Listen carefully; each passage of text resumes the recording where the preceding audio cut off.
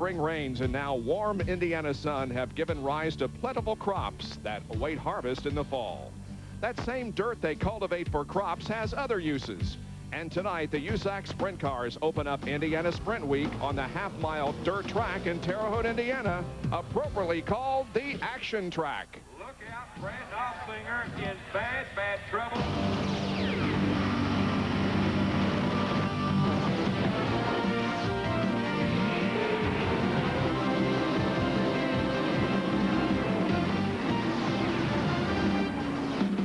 ESPN Speed World welcomes you live to Terre Haute, Indiana. The USAC Stoops Freightliner Sprint Cars are here for the 29th annual Tony Hulman Classic. And in addition to that, it is the first race of Pennzoil, Indiana Sprint Week. And those two factors have gathered together some of the finest open-wheel drivers you will find anywhere. For instance, Jack Hewitt, who's a threat on any racetrack. Tracy Hines comes into this race second in the USAC Stoops Freightliner Sprint Car points. Brian Tyler is a former champion of this division. Kerry Foss comes from the West Coast. He's a former three-time champion of this race. Also from out west, SCRA points contender Corey Kruzman. J.J. Yaley, a veteran of the Indianapolis 500, is here. Dave Darlin is the points leader in the Stoops Freightliner Sprint Car point standings at this point. Last year, however, it was Tony Elliott who captured the overall championship in the USAC Sprint Cars. We are getting set for an action-packed night of racing. It is the first race of Pennzoil, Indiana Sprint Week. That means these drivers will be competing 6 races in the next 8 nights to determine an overall champion. The total prizes and awards, $126,000. All the races, of course, Larry Rice will be on the dirt. They certainly will. And we've had such champions in this series as Randy Kinzer, Bob Kinzer, and Kelly Kinzer. All 3 of those guys have won. Kevin Thomas has won this series 4 different times in the 90s. J.J. Yaley won in 1997, and Dave Darlin won in 1998. But some of the guys that have won the Hulman Classic are Pancho Carter, a 2-time winner, Jack Hewitt, who is here tonight, a 2-time winner, Rich Vogler, Steve Butler, and Kerry Foss, the only 3-time winner, is here tonight. After they conclude the activity here tonight, tomorrow they'll be in Lawrenceburg, Indiana, Bloomington, Indiana on Friday night, at Putnamville, which is just east of Terre Haute, Sunday night at Kokomo, Indiana, and they'll wrap it up a week from tonight and will be on the air live at 9 o'clock Eastern from Eldora Speedway, Rossburg, Ohio. Earlier tonight in qualifying, Mark Wampler, just after concluding his qualifying run, got a little high and boom, into the fence. Yes, he got into the above the cushion. It's a little dusty up there. Not a lot of water up in that area, and man, he hit it pretty hard. Jay Drake, however, had no problems on his second lap. His first lap of qualifying wasn't all that impressive, but when he took the white flag and began his second lap, he put together the fastest qualifying effort of the evening. Yes, you can see he had the car set up pretty soft. He gets that left front up in the air. He got a good bite coming off the corners, and he had an early qualifying number. All of those things together gave him quick time. The top 6 qualifiers here tonight: Dave Darlin second, Tony Elliott third, then Brad Fox, Rusty McClure, and Kevin Briscoe. Jerry Coons Jr.'s 1-lap record of 20.009 stands. Jay Drake's fast lap tonight was 20.896.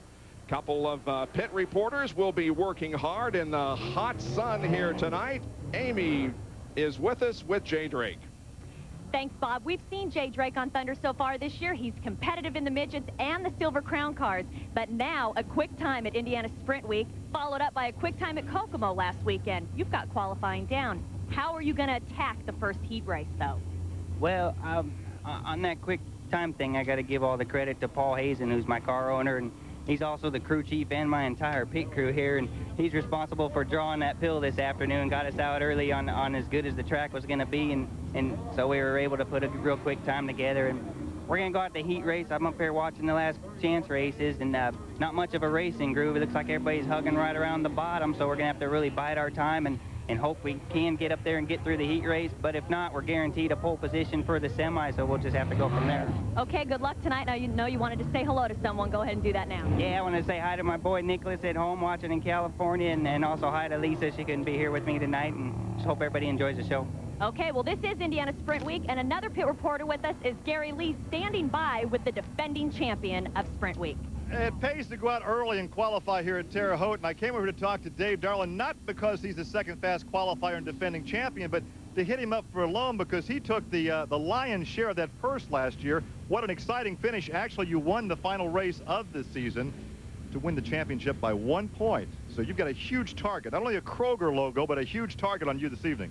Yeah, we sure do. You know, last year was able to win the opening race of the series and the final race of the series, and so you know, this is the opening race of the series this year, so hopefully we can pull it off again. But I'd like to you know, thank the crew for giving me a good qualifying spot, and our new sponsors with Kroger, Sunny Delight, and Pringles. I'd like to welcome them aboard for the rest of the season and next season too. So it has been a typically hot, muggy, oppressive summer day in western Indiana, a heat index over 100. What will the heat do to the racetrack and the race drivers?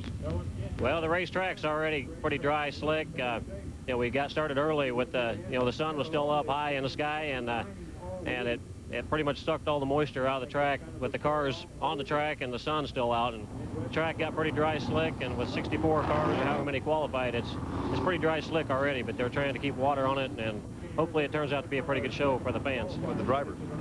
Well, the drivers, we're used to it, I guess. It's been hot around here for a lot of years. It's pretty tough. I mean, you just got to keep drinking some water, and you know, it's only 30 laps, so you know, we can go out, we can handle it. Guys, I know it's air conditioned in the broadcast booth. I found a trailer down here for the night. Cool anywhere tonight here in Indiana. Temperature is over 90 degrees, heat index over 100, but we are standing by for an action-packed evening of Stoops Freightliner sprint car racing from Terre Haute, Indiana. We'll be right back.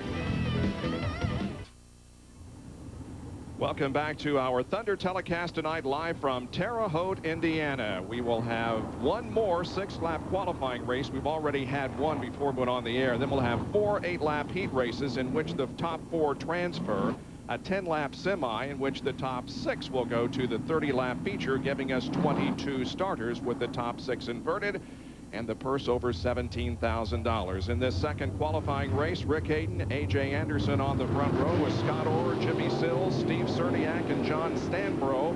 Back of them, the green flag comes out, and here we go with our second 6-lap qualifying heat race. Oh, a spin right in the middle of the racetrack. In fact, 2 cars spin, both of them ending up at the high side of the racetrack, and a third car stopped. Right, that's Rick Hayden who initiated that. He spun first, then Tim Cox came along, and Steve Cerniak in the 1 car.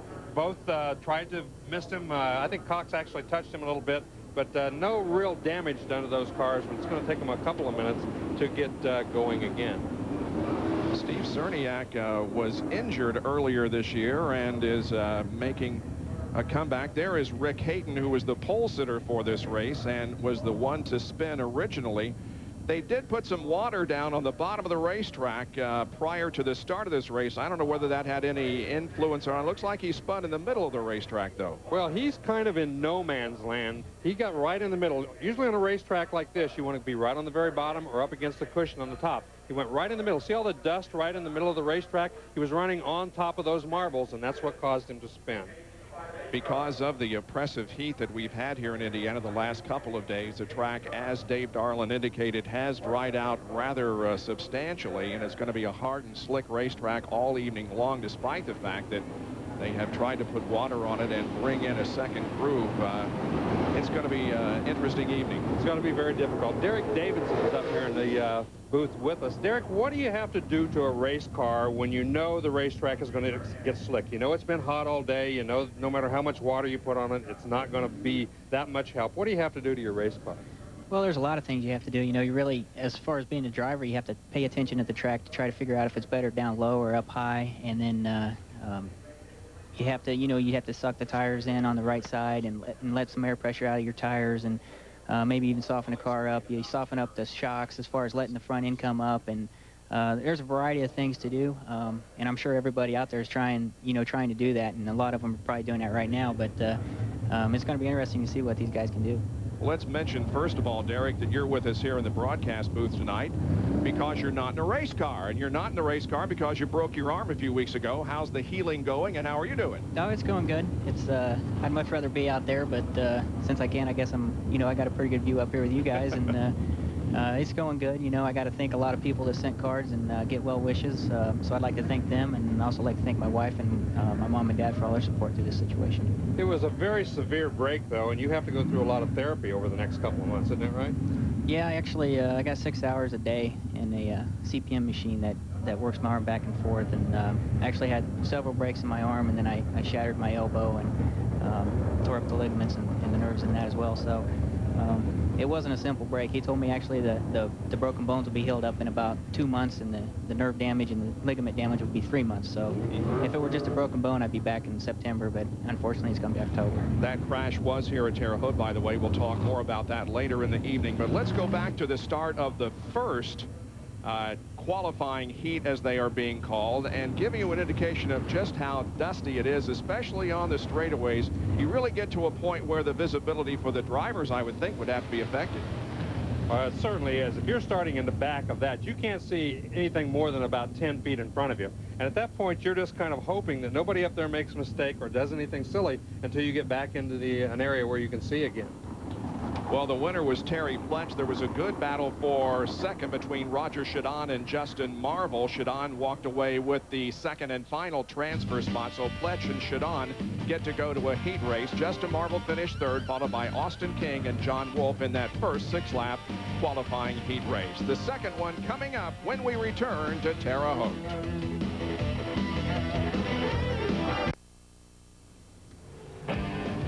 Our Thunder Sprint Car races, the previous 3 this year, have all been on pavement. This was at Louisville, Kentucky, a slam-bang affair. Derek Davison, fastest qualifier. However, Brian Gerster was the winner. Same kind of action, our second sprint race of the year. That was at the quarter-mile racetrack in Anderson, Indiana, where Tony Elliott ended up in victory lane. And most recently, the USAC Stoops Freightliner Sprint Cars were on the high banks of Winchester, Indiana, and Tracy Hines emerged victorious in that event. Again, next Wednesday night, we will have a Thunder on the air at 9 o'clock Eastern Time. The Stoops Freightliner Sprint Cars at Rossburg, Ohio at Eldora Speedway. Amy East has another Petty who's on the mend down in the pit area. Brandon, Amy? Well, speaking of broken arms, I know Derek Davison knows exactly what Brandon Petty went through. At Anderson, you had one heck of a crash, and you've really bounced back well. How are you doing? Doing pretty good. Dr. Trammell said I was cleared to race just as long as I wear a special brace. It's made of a carbon fiber, and it's specially fit to my arm. And my arm restraint actually hooks over the top of it, and that's kind of got me going again, got me back in the saddle. Well, good luck tonight. I know Terre Haute's a little tough on the arms, but I'm sure you're going to be fine. Yeah, I'd like to say hi to everybody at home. I thank you for everything you've done, and we'll come back strong. Okay, that's Brandon Petty, and he's ready to run tonight. Not a member of the famed Petty racing family of stock car fame. Of course, Richard is on the mend from some surgery he had recently, and Brandon is also on the mend from a crash that he had earlier this year. The checkered flag is waving. The rule here tonight was 6 laps or 6 minutes, whichever came first, and the 6 minutes has elapsed, and so I would assume that those who start on the front row of this race are the transferees. We'll have to wait for that officially. Rick Hayden spun, so I don't think he'll be one of them. It could be Scott Orr, who would move up into the pole position, and A.J. Anderson, but again, we'll have to wait on the official word from USAC. Well, it's a tough break for Jimmy Sills, who started 4th in this race, and he's not going to get into tonight's racing. That's too bad. He came all the way from California, but he drew a very late qualifying number, had a slow time, and now then he's not going to be in tonight's field. We're trying to hurry the program along as much as possible here tonight because we do have a lot of racing action for you now. We have 4 more heat races, plus the semi-feature and the 30-lap main event coming up in the 29th annual Tony Hulman Classic here at Terre Haute. Well, this you can see these cars still trying to get off the racetrack. They're going to try to get the rest of the cars on for the first heat race, but this is a tough racetrack. That we had 2 spins in that first or in that second semi-feature or non-qualifiers race, I suppose it was. But those guys lack a lot of experience. Some of them just went in there a little bit too hard, and they cost some of the other people a chance to run the race and attempt to get in the field of 36 cars. Talking with Derek Davidson, who's up here in the booth with us. What's your projection on when you might get back? Are you out for the season? No, hopefully, actually, if I come back for the 4 Crown, that would be great. But actually, I'm thinking probably maybe the Memphis Silver Crown race. You know, that'd be good. Well, we hope you'll be back quickly, but not too quickly, and let that arm heal to its fullest. Well, the first heat race is now being pushed off here at Terre Haute. And the Tony Hulman Classic. Will take a break and be right back for it. It's Indiana Sprint Week, first race. Back with more in just a moment.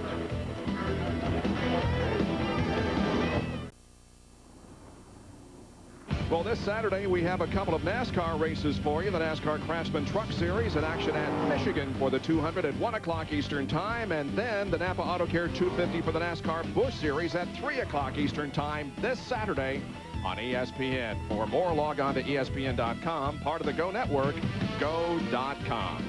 Getting set now for our first heat race of the evening. By the way, the transferees in that second qualifying heat, Kenny Carmichael and A.J. Anderson, as Hayden, Orr, and Cerniak were involved in that spin. They were from the inside row, and so actually the guy who started in the 4th row inside moves up to the pole. Kenny Carmichael gets a transfer, and so does A.J. Anderson. First row of the first heat comprised of Bill Rose and Jeff O'Banion. In the second row, it's Brian Tyler in 75 and Kent Christian in 19. Hud Cone will start inside row number 3 in 86B, and Corey Kruisman in 21K. And then in row number 4, Rusty McClure in 77. And the fastest qualifier of the evening, back in row number 4, starting last, Jay Drake, car number 57. Terry Pletch, the transferee from the qualifying heat. And Jay Drake in that 57 car, he's got hooked up with Paul Hazen, and that's really been a good match. He came back here mainly to run midgets. He lost his Willoughby ride. Willoughby decided not to run the complete series this year, so he had to kind of go searching, and so he's done a great job kind of going from ride to ride, and he's found a home here with Paul Hazen. Corey Kruisman comes from the West Coast to compete with us here in the USAC Stoops Freightliner Sprint Car Series, currently 3rd in the SCRA points with 4 wins in 1999. Brian Tyler also will be in this race, starting inside row number 2. And he scored a big sponsor when Tonka Toys came on board. It really helped him. He was running that whole team on his own, so it was very tough, and he was very happy when they came on board. Field over in turn number 3 now of this half-mile flat track at Terre Haute. Here they come out of corner number 4 with Rose and O'Banion on the front row. The green flag flies, and here we go as Rose gets out to a pretty healthy advantage here going into turn number 1. The battle is on for positions back of him. Kruisman trying to squeeze in the middle.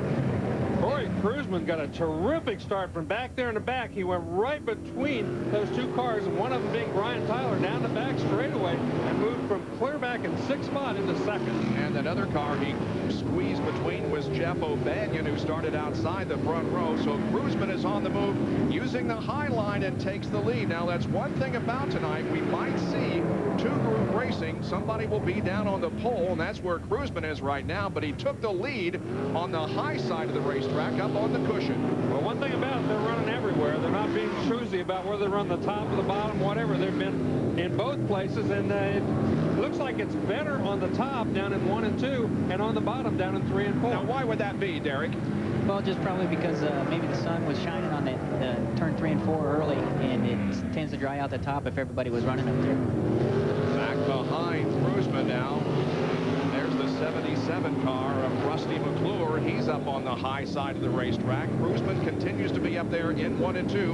And there is Jay Drake, who's in a battle for the 4th position. Right now, he's running in 5th. That is the transfer spot right there, though. He's in 5th spot, trying to move up 1. Terry Pletch right behind him in 6th. So that's 5th, 4th, 3rd. You're looking at 3rd, 4th, 5th right there in your viewfinder on your screen. And right now, it looks like he's going to go to the top. He's going to go to the top and see if he can get a hold of it. Looks like he got a great bite up there. Oh, he did. He passed Tyler as a a matter of fact, and goes into 3rd position. Now that's Kent Christian in the 19 car there on the low side of the racetrack that was running in 4th position just a few seconds ago. But now it's Bill Rose, followed by Drake, then Tyler, and then Christian. Yeah, and that's Terry Pledge back there battling. He's trying to get into that, well, I guess that's 6th, 5th spot. He still needs 2 spots because Kruzman is so far ahead, we almost forgot about it. Kruzman is well out in front, a full straightaway advantage as we continue to follow these battles back of him. Now Drake to the inside, swings high, passes Bill Rose, and goes to 2nd. Well, that's the patented slide job. You've got to slide across the bottom up in front of the guy without going through the cushion. He did a great job, and he never touched or never even slowed down Billy Rose. And Brian Tyler just lost a transfer spot as Pletch has gone into the 5th position. It isn't a transfer spot. We keep forgetting about Kruzman, who's so far ahead. He's going to win this race easily, and Drake is going to finish in 2nd position. Well, Pletch is in 4th right now. He's got to get back around him. Kruzman's coming around, going to take the checkered, but it looks like Terry Pletch may go from the non-qualifiers race into making the feature event as he comes across there in 4th spot. He sure does. He edges out Brian Tyler to finish in 4th, so Tyler's going to have to run the semi-feature event here tonight. Boy, a nice job by Terry Pletch. Yeah, Pletch, he did that at the Nationals here a few weeks ago. He started he started in the non-qualifiers race, came through, made the feature event, came all the way to 6th place in the feature event. He was like the 34th or 5th fastest qualifier, so he was way down the line, but a lot of it was because of his qualifying position in the draw. Well, let's get down to Gary Lee, who's standing by with another California driver, J.J. Yaley, West Coast driver at least. These guys love to migrate over here because we have a TV monitor, and he's trying to figure out what the track is doing. JJ, you won this race a couple years ago. You went out dead last and qualified 8th fast. So the track held up for you, but what kind of track are you going to have, and what can you tell from watching the monitor? Well, you know, the racetrack was pretty far gone when it was time for us to go out and qualify. And, you know, we're just trying to see which lane's going to be the fastest. You know, when I qualified, I went to the bottom in one corner, and everyone else stayed on top. And I think that was the big difference in my time. You know, it's going to be pretty hard to pass. You know, racetrack's real good, one in on the top and fast on the bottom in turn 3 and 4. So, you know, if you can just fight your way through there, I think it's be your best chance. But you're watching the monitor in heat race number 1. That track is going to change a lot because we have 2 more heat races before you buckle up to go out. Well, about right now, I think the tide's coming in, so maybe here in about a half hour, maybe the track will get a big cushion on it, and we'll be able to gas her up real hard. The tide's coming in? What do you know that I don't know? Well, I'm from Phoenix. We're a little bit close to the ocean, so I'm just praying, actually. Oh, okay. We'll let you go buckle up. Thank you. J.J. Yaley will be along in the final of the 4 heat races that we'll have here tonight. Heat race number 1 is complete. Let's take a look at the move of Corey Kruzman. That is Kruzman up on the high side of the racetrack in blue. He actually bumped into Augie O'Banion going into that corner, but coming off, he got a heck of a bite, just went right between those 2 cars into 2nd spot, and he never looked back. He obviously had that thing set up right for this kind of a racetrack, and everybody's going to be going down and looking at his race car, believe me, trying to figure out what he did right. And he took the lead from Bill Rose and just drove away Gary Lee. An impressive performance by Corey. Well, you know, there's a combination here because he's from Ventura, California, and that's an old home, West Coast home for Thunder. You come here to take some Midwestern bucks back to the West Coast. It looked like a roller derby there for a moment. You just shot the gap. Yeah, it was. You know, the cushion's kind of decent down there in 1 and 2, but it's dry everywhere else. And, you know, we suffer a little bit on these dry racetracks from California, but, you know, Ellis and my crew chief, Mike and I, they got this car running great tonight, and, you know, hopefully we'll be able to take it up front. What changes will you make as you watch the racetrack kind of fall apart this evening? Well, you know, we've already made quite a bit of changes, and this isn't the car I normally drive. I usually drive for a guy named Harlan Willis on the coast, and you know, so we're going through a lot, but Dave Ellis is working his butt off. He's giving me a great race car tonight, and we're keeping an eye on the tire deal, and, you know, it's just going to be a lot of guessing involved, and hopefully a lot of patience, and hopefully I got both of them. Well, that was a great show. We'll watch for that number 21 car coming up in the feature. Perfect. I hope it's there. Well, once again, the track is getting dusty. It's getting hard and slick. Should make for some very interesting racing this evening. We're coming back with more of the Tony Hulman Classic live from the Terre Haute Action Track.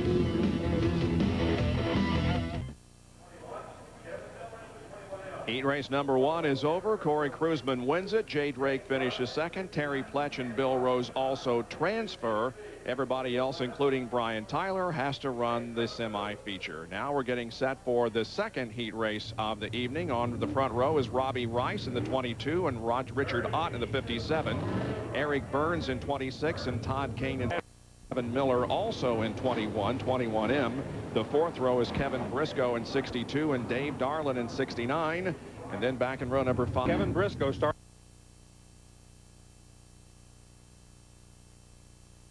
Oddly enough, Briscoe is running for the Hanning brothers, or the Hanning car that you used to run for, and all 3 of his cars are in the same heat race.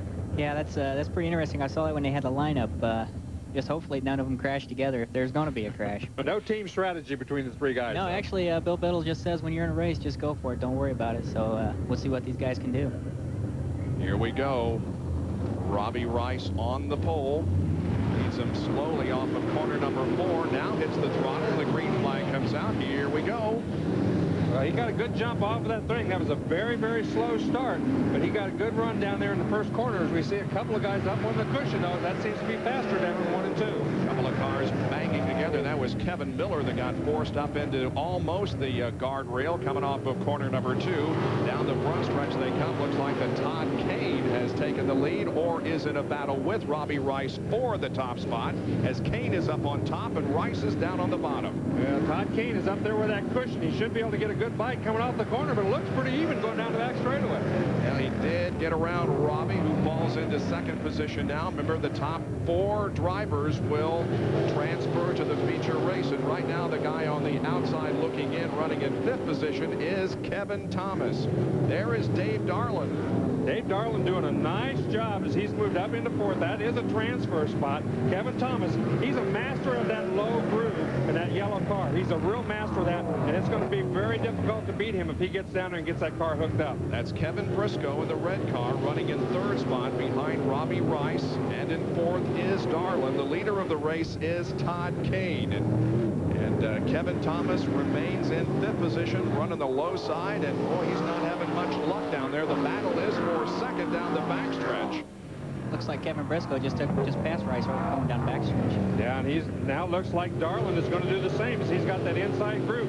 Once you get off of that bottom, it's very, very difficult to get a good hold. It's the best place to be is right on the very bottom or up against the very top. And now Rice's main objective now is just finish in the top 4 and preserve the transfer spot. He is dropping back from the top 3 just a little, but is able to have a little bit of advantage on Kevin Thomas running back there in 5th spot. So here come the top 4 now off of corner number 4. It's still Kane leading with the 62 car running in 2nd position. That is Kevin Briscoe. Dave Darlin looks like he's getting a little bit better hold. Now he's going to try the high side this time. No, he went back to the bottom. I thought maybe he might try that top side. He's got a groove down on the bottom, though. He's going to make that pass. Now he's going to have to stay to the bottom, though. And he gets by both of them. He's going to try a little slide job right up in front of him, and they're going to have to give him room. I guess that's how it's done in dirt racing, huh?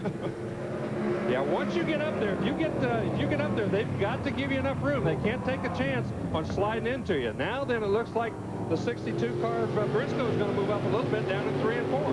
Briscoe up high, Kane down low. Kane has the 2nd spot right now, but the white flag is coming out. Good battle here for 2nd position. It's really all 3 cars are involved here. Robbie Rice makes himself known again, but look at Kevin Thomas back there. Rice moving back into 3rd spot, and here comes Thomas. We'll see if he can get into that 4th and final transfer spot. They're coming off corner number 4. The checkered flag drops, and Dave Darlin wins the race. Boy, Thomas, I don't know. He might have got that 4th and final spot down there at the line. It was very, very close, as it looked like he just about got around the 16 car of Todd Kane right there at the end. It was very close. I agree. I think that maybe Kevin Thomas did pull it out there right at the checkered flag at the line. But in any case, Dave Darlin, who won Indiana Sprint Week last year by just a single point, has racked up a victory here in the 2nd heat race.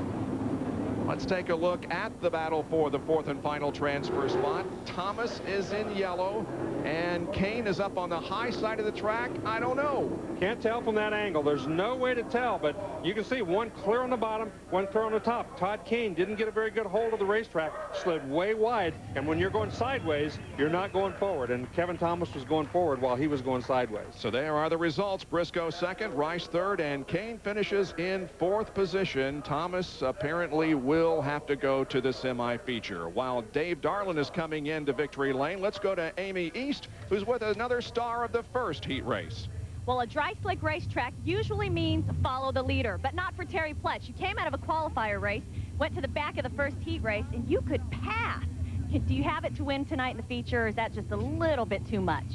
No, I can win it from the tail. The good Lord willing. The car's right. I'm pumped. You know, I can win it from the tail. It's just that simple. This track's going to get more dry before it gets more tacky, and it's going to change a lot with all these races we're running between now and the feature. How much will you change your car? We won't change it much. I've got quite a bit of experience here. I've been real fortunate at this racetrack, so we'll set it up for the driest and the slickest. Maybe a little too tight early. I may not move real quick. I may have to, you know, settle for where I'm at till the fuel load gets off a little. But at the end of the race, I guarantee I'm going to be there. Okay, well, good luck, Terry, because I know you have a record so far of coming from the back and going to the front. And I'm telling you right now, a Pletch pool would feel really good. Really? Thank you. All right, well, heat race number 3 is going to be up next, and so far the heats have been awesome, so stay tuned, and we're going to watch Dave Darlin as he works his way to the front. All the Thunderheads have gathered at the Terre Haute Action Track for the first race of our Speedweek competition, and Dave Darlin, of course, not only trying to defend his title from last year, he's going after a points championship, trying to become the 8th driver to have won both the Silver Bullet title and the Stoops Freightliner Sprint Car title. Just as we had predicted, high up in turn 1, huggy pole, and 3 and 4.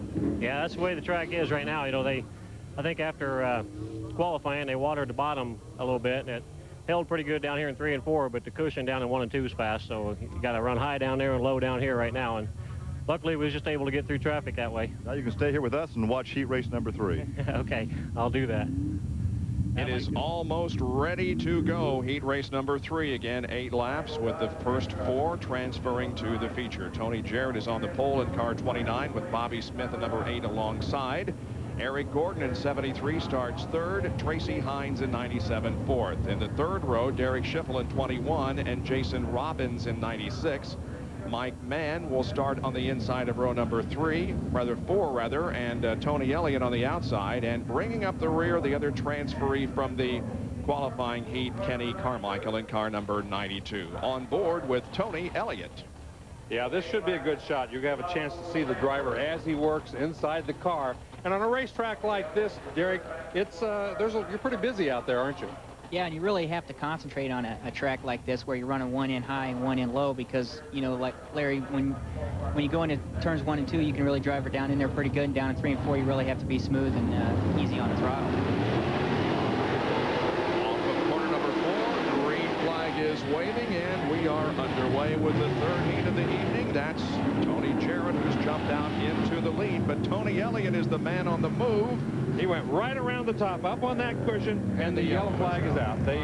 I thought it was going to, because we didn't get a very enthusiastic wave of the green when they came down. Well, let's explain for those of you who don't watch every week.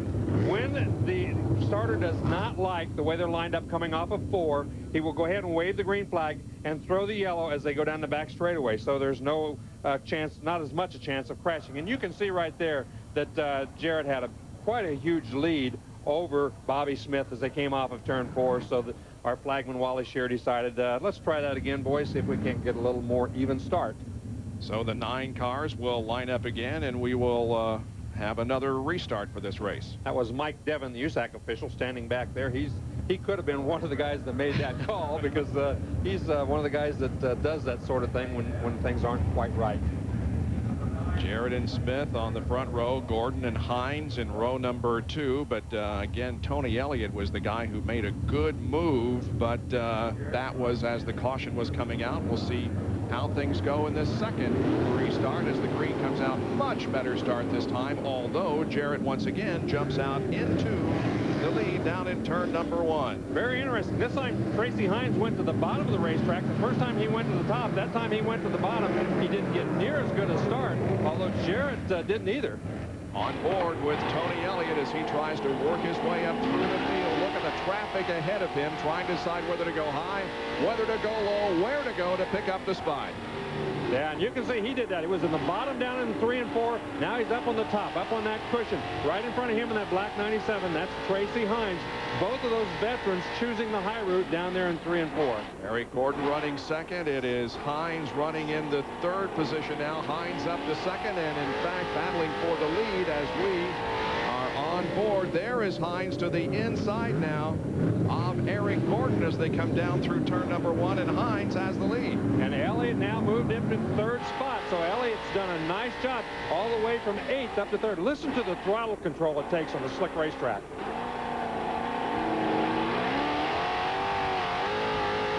There you go. You can tell. Clear off of the throttle, barely throttles back in, and then hard on it once he gets a little bit straight off of the corner. He's running down on the bottom of the track, trying to pick up the 2nd position. He's in a transfer spot right now, Tony Elliott is, after having started back in 8th position. And it looks like Kenny Carmichael's coming out of the non-qualifiers fighting Tony Jarrett for the transfer spot. Yeah, real battle for 4th spot. You're right, Derek, back there. Tony Elliott got high down there, lost a little bit of time, but Kenny Carmichael in that yellow car back there might get a transfer spot out of the non-qualifiers race. And we are halfway through this event. Down the backstretch, there's Tracy Hines leading heat race number 3. And let's drop back here and take a look at the battle for the transfer spot. Right now, the 92 of Kenny Carmichael has it. And he was started in 9th place, clear in the back. He tailed this field, had a terrible qualifying time, qualified somewhere around 42nd or 43rd, and now then he is running in a transfer position. On the bottom of the racetrack, down in turns, look like a car going slowly down the backstretch up on the high side. Tony Elliott. It is Elliott, and he spins up in turn number 3. The car seemed to I think power or something as he came off corner 2. Yeah, he spun that thing on purpose. I'm not sure exactly what was going on there, but I think he wanted to get out of that car. He had lost power. He'd stopped, and he just turned it. He might have had some hot oil on his feet wanting to get out of there. What do you think, Derek? Yeah, it's hard to say. He definitely wanted to stop in a hurry. Well, he obviously is out of the car and okay, but he's signaling to the wrecker operators to get it up on the hook and off the racetrack. Let's take a look at it as there you see the car to the left of your screen just losing power, slowing down in turn 3, and then Tony spinning the car. Yeah, he got up there, was going fairly slow, but once he got up there in that dust, he just kind of jammed on the brakes and turned it around so that he gets stopped and get out of there. You can see right there, he's already going fairly slow. He knows he's not going to hit anything, so he just jams on the brakes. And the reason the right front isn't stopping is because they don't run any brake on the right front. There's only 3 brakes, the rears and the left front. 5 laps have been completed of the 8 in this 3rd heat race of the evening. Tony Elliott is okay, but the car is still stalled on the racetrack. We'll take a break and be back with more of heat race number 3 at Tracy Hines as we look at Tracy Hines. Back at Terre Haute, Indiana, Tony Elliott's car now off the racetrack as he is back in the car, but they're pushing it to the pit area. Obviously out for at least this heat race. Tracy Hines is the leader of this race. He started on the outside of row number 2 and was able to grab the lead away from Eric Gordon, and here's the pass.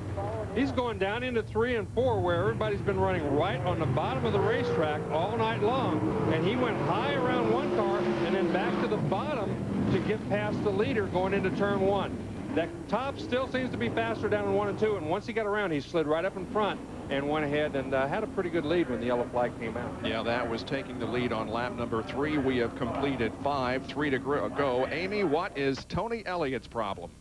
Crew Chief Jeff Walker is speculating from what he's talked to Tony is that the U-joint broke inside. Now, the U-joint, it connects to the drive shaft, which goes back to the rear end. So that's your entire driveline assembly that just stopped. So they've got a lot of work down here. Tony Elliott obviously disgusted, not the way he wanted to start off Indiana Sprint Week.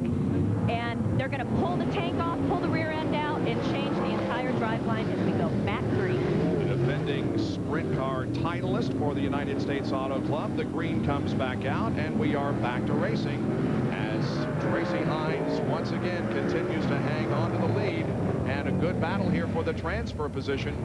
Yeah, that's Derek Scheffel back there battling with Mann. Those guys, Mike Mann, those two guys battling very hard for that fourth and final transfer spot. Mann on the outside in the 37 car, and Scheffel in that red number 21 car right around the bottom. Running in third spot is Kenny Carmichael in the 92, the yellow car, and he's got his hands full right now just to stay there. Yeah, look at Mike Mann. He went very hard into that number 3 corner. A lot of times that hasn't been working for guys, but he lost a spot right there. Scheffel got around him. White flag comes out. One more lap to go. Hines in the lead with the 73 car of Eric Gordon now running in second position. Scheffel got a good run off that corner. He's in fourth spot, though. He doesn't want to do anything silly. He knows it's faster. Look at Mike Mann up there. Whoa. It's his only chance, and he doesn't do it. He's going to spin around. On the final lap, coming down for the checkered, he spins it, and his chance of transferring to the feature is over. Finishing in the third position was Carmichael, and in fourth was the 21 of Scheffel. So those four are going to transfer to the main event. Well, unlike Danny Sullivan, that was a spin and lose and not a spin and win. That's for sure. Tracy Hines, third heat race winner. One more heat coming up, and then we'll have the semi-feature. The 30-lap 29th annual Tony Hulman Classic will wrap things up later in the evening here at the action track in Terre Haute. Results of heat race number 3. Tracy Hines the winner. Eric Gordon finishes second. Kenny Carmichael third, and Derek Scheffel fourth. Robin, Smith, and Mann are the drivers who did not transfer. Before we talk to the winner, let's talk to that guy who once again has come out of a qualifying heat to make the feature. Amy? I know it, Bob. It looks like a trend. You have to run the non-qualifier to get into a transfer spot. Kenny Carmichael, you've got 3 wins in 1999, but they're at Bloomington and Paragon, much smaller tracks than the Terre Haute action track. You going to have anything for him in the feature tonight? Well, we're just happy to be in right now. I mean, we had to come out of the non-qualifiers race. It was kind of a lucky deal how that came about, but I guess that's just racing. A lot of changes before the feature? Yeah, we'll go back to changing some more stuff. We've changed a bunch from qualifying to the non-qualifiers race, and then we didn't have a chance to do anything to the car for that heat race. We just drove. All right, well, good luck. We enjoyed watching you come up through the feature, through the heat race, and we look for you in the feature. Kenny Carmichael finishes in third position in that third heat race. Heat race number 4, 8 laps coming up when we return to the action track. Back live at the Terre Haute action track here in Terre Haute, Indiana. And how many times have we talked in victory lane on losing count? Tracy Hines, you were victorious here back in May. You can get around this racetrack, but this is a challenge this evening. The track's kind of going away. Yeah, the track always goes away here at Terre Haute, but the biggest problem we had, we didn't get any hot laps. We had a fuel valve, the O-ring went bad in, and it's leaking fuel all over, so qualifying was kind of part of my hot laps, and this was the other part of my hot laps. So, you know, the car's working extremely well, stealth chassis, shaver motor. I really got to thank the new sponsors that came on board today with this Certainty Building Products and FW Steel. It's some people off some IRL stuff that are coming this way, so we're getting the exposure we need, and hopefully it'll help all the other racers. Chasing for a points championship. He's second right now to Dave Darlin. And we're ready for the 4th heat race. Kerry Foss has the pole in 37. Jeremy Sherman in 9R. Second row, Jack Hewitt and Jerry Coons Jr. Third row, Kevin Doty, Brandon Petty. Row number 4, J.J. Yaley and Brad Fox. And in row number 5, A.J. Anderson. Green is out. Kerry Foss from that bottom position got a great start, but look at Jack Hewitt. He went from the inside to the outside, right up on the cushion. We'll see how good oh yeah, look at that fight he gets coming off there. Foss falls back to third. And Jerry Coons Jr. moves into second position, so both Hewitt and Coons have moved to first and second. Foss trying to hold on to third position, and running in the 4th spot right now is Jeremy Sherman. Jeremy Sherman, he stays to the bottom this side. Everybody else goes to the top. Looks like he's a little bit too high to do good down there. You got to be right on the very bottom usually in order to get a hold of the racetrack. First 2 are pulling away from the rest of the field. Hewitt leading Jerry Coons. Here comes third and fourth place, and fourth place has changed. Is now going into fourth position in that blue car is the 76 of J.J. Yaley. And look at J.J. Yaley. He gives that big old slide job, just goes past Gary Foss, slides up in front of him, and pulls away coming off. That thing is getting a terrific bite off of the corners. Yaley qualified very late when the track was in terrible condition, but he has come up to third spot now in this fourth heat race. Back in the fourth position, we have Doty running alongside the 37 car of Kerry Foss. Yeah, Doty just went by Foss. Foss, who started on the poles, had a terrible time. He doesn't seem to be getting very good forward bite, and Doty just moved into that fourth and final transfer spot in the 25 car. So Kerry Foss, who has won this Tony Hulman Classic on 3 different occasions, is struggling here in his heat race, as we have completed 4 and have 4 more to go. That is Foss up there in the 37. Running down to the bottom of that 9 car is Jeremy Sherman, and he too is struggling. That's the best battle on the racetrack right now, but unfortunately it's for 5th spot and not for the transfer spot. All the other 3 spots or 4 spots are in front of them, and they've got to move up a couple spots if they want to transfer. Now you can see that Yaley has taken 2nd position away from Jerry Coons Jr., so it's Hewitt leading with J.J. Yaley running at 2nd spot. Coons back in 3rd, and the 25 car of Kevin Doty in 4th spot. And Yaley seems to be closing in on Hewitt. Yaley seems to really have, what's that race car? Look how flexible it is. He's really got that thing set up so it leans over, it gets a good hold of the right rear. You can see that left front get way up. When he gets on the throttle, the whole front end lifts up. That transfers the weight to the back wheels, and he shoots down the straightaway. That's why he's been able to catch these guys. We saw California driver Corey Kruzman win heat race number 1, and here's another guy. Look at the front end. It's tore off the ground. Still, however, unable to get the lead as we were on the final lap now, down to the low side of the racetrack, trying the big slide job. Not quite good enough. Hewitt hangs on to the lead with a half a lap to go. You're not going to scare your way into the lead with Jack Hewitt. That's for sure. He is not what you would call the intimidator. Here he is off of corner number 4. Jack Hewitt heads toward the checkered flag and wins heat race number 4. It is Yaley finishing in 2nd position. Jerry Coons Jr. a close 3rd, and then back in 4th position is Kevin Doty. Well, Kevin Doty did a good job. We didn't see a lot of him after he got into that 4th spot, but he did a good job getting into 4th. And of course, Jack Hewitt, he loves this place. He knows it very well. And Yaley is probably one of the other guys that knows this racetrack as well as anybody. Well, we have some contenders for the feature. The semi-feature will determine the final 6 starters. One of the starters in that event is going to be Tony Elliott, or is it, Amy? It looks like the crew's going to get the work done and get Tony into the semi, but I wanted to show the gearheads at home. Now follow me. This is the U-joint. This is what broke, but the U-joint sits inside this torque collar here, which sits inside the bell housing. So it's a chain reaction of events that happened, and this entire unit is in between Tony Elliott's legs. So when this piece broke off, it smacked him in the ankles, and I guarantee it didn't feel very good. But the crew has the car up on jack stands, and they pulled the driveline out, and they put in the parts necessary to get him ready for the semi-feature. Jeff Walker, a former driver himself, the owner of the car, doing some work there with the rest of the crew, trying to get Tony into this semi-feature. Jack Hewitt wins heat race number 4 with Yaley 2nd, Coons 3rd, and Kevin Doty in 4th. Kerry Foss and the others will have to run the semi-feature. Back with more live Thunder from Terre Haute in just a moment.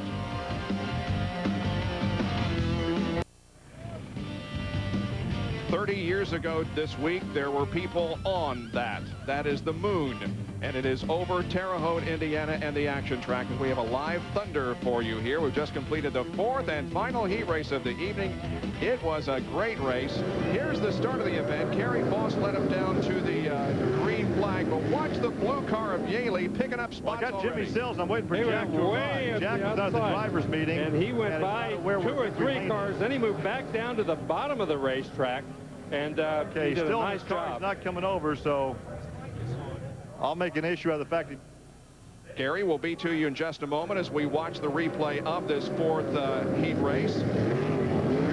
That's Yaley still up on the high side, and then in the final laps, he tried to intimidate the leader of the race, Jack Hewitt, but as you indicated, you don't do that. Well, this is a patented slide job that he'd pulled a little earlier on a couple of cars going into turn 1.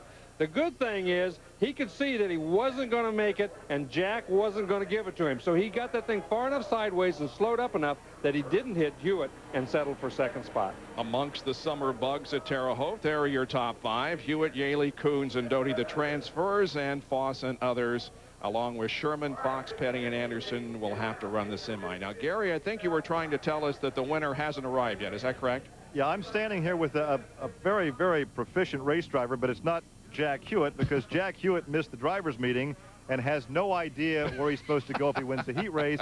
However, if he wins the feature, he'll stop down along the front straightaway. Well, here's a guy who's going to watch the feature from the grandstand, a 3-time silver bullet champion with USAC, Jimmy Sills. And the whole story with your game plan was, one, the track went away for qualifying. You went in that non-qualifiers race, and the time frame got you. Well, yeah, we had a late qualifying number. We were out when the track was real dry and slick, and I missed. I didn't have real pretty laps, and so it put us in the non-qualifiers. All I needed was a lap, and we could have got in because they were taking 2 cars out of there, and we just ran out of time, and they called the race, and they took the 2 cars off the front row. But, you know, when you race for a living, this is frustrating. This is a big payday, and had you had that 1 lap, you probably would have made it on through the heats. Yeah, we could have got into the heats, and our night would have still been uphill climb, but would have been a lot better than being on the trailer. Look who shows up. Hey, Jack. He found his way. Third on the all-time USAC sprint car win list, and he may take over the top spot in a couple of years. But you got to go at the drivers' meeting and find out where you go when you win a heat race. Well, it's not just that. You know, we was here a couple weeks ago, and they canceled the dirt car race. For the fans, I'm here for everybody. For that guy that promotes this race, I'm not going to stop nowhere for him. When they go and they cancel a race for no reason, when the sun's shining, they cancel a race, I'm not going to do him any favors. That's why the crowd's so thin, just because they can't trust him. You know, they come up here and, you know, they don't know. I mean, they did call for rain yesterday, so that might have been a reason for him to call today. Probably if it wasn't a TV show, he would have. Well, to heck with talking about that heat race win. When you get him on the soapbox, I'll just hand him the microphone. Yeah, I just get upset about promoters sometimes. That's why I can't be one, I guess. The heat race was fun. You know, we got a good start, and I seen JJ slide job me there at the end, and we just held the fast line, and he stopped. You know, I mean, you can race with these guys, and that's what makes these people come to watch. Before you fall off the soapbox, we're going to, speaking of JJ, we're going to talk to JJ now. Here's Amy. Gary, I love it when Jack Hewitt gets fired up. But, JJ, I have a quick question for you. All the fans have been watching you in this very extreme chassis. Now, I've been watching the X Games, the extreme games, and I think that your car might have fit right in. Anti-roll bar front, left rear torsion, coils everywhere else. What's the advantage of that?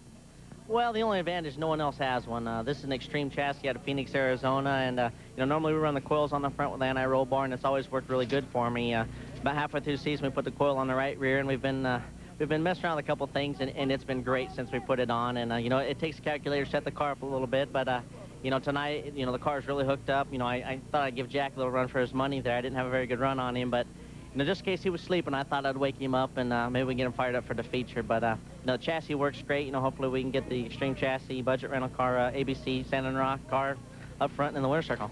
All right, well, we got all the sponsors in there, and I love this extreme sprint car. It's pretty awesome. J.J. Yaley, finishing 9th in the 1998 Indianapolis 500, now prepares his extreme chassis for the feature event. He finishes second to Jack Hewitt. We'll be back with the semi-feature and other races coming up.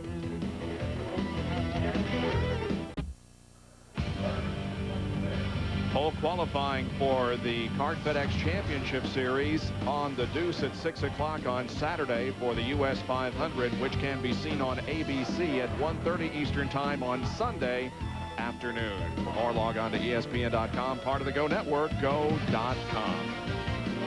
Well, it sure is different watching these sprint cars on the dirt as opposed to the asphalt that we have seen them on in previous races here this year. Before the racing activity began tonight, we asked some of these drivers what it's like to run on the dirt track, what they expected here tonight.